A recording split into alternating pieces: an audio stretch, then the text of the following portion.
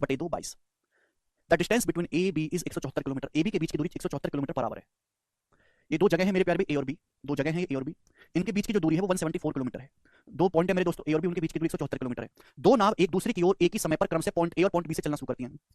दो नाव ए और बी, दो नाव जो हैं पॉइंट ए और बी से एक दूसरे की ओर चलना शुरू करती हैं सेम टाइम पर। एक नाव अपस्ट्रीम जाती है, दूसरी डाउनस्ट्रीम जाती है। एक नाव अपस्ट्रीम जाती है, दूसरी डाउनस्ट्रीम जाती है। नाव के स्टिल वाटर में speed 9.6 kilometre per hour and 19.4 kilometre per hour है। आपसे पूछा है दोनों नाव कितने समय के बाद मिलेंगी। देखो बच्चों, दो जगह है ए और बी, उनके बीच की दूरी 174 किलोमीटर है। दो नाव एक दूसरे की ओर चलना शुरू करती हैं पॉइंट ए और बी से एक दूसरे की ओर, और इन दोनों नाव की स्टिल वाटर में जो स्पीड है, नाव की शांत जल में जो चाल है, वो 9.6 और 19.4 किलोमीटर पर आवर है।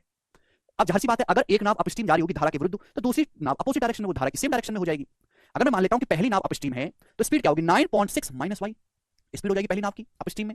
दूसरी नाव चलेगी डाउनस्ट्रीम, डाउनस्ट्रीम क्या होता है x प्लस वाई। अगर दूसरी नाव की शांत जल में चाल 19.4 किलोमीटर पर आवर है, करंट की स्पीड को मैंने वाई माना है, तो डाउनस्ट्रीम की स्पीड क्या हो जाएगी दूसरी नाव, ये हो जाएगी।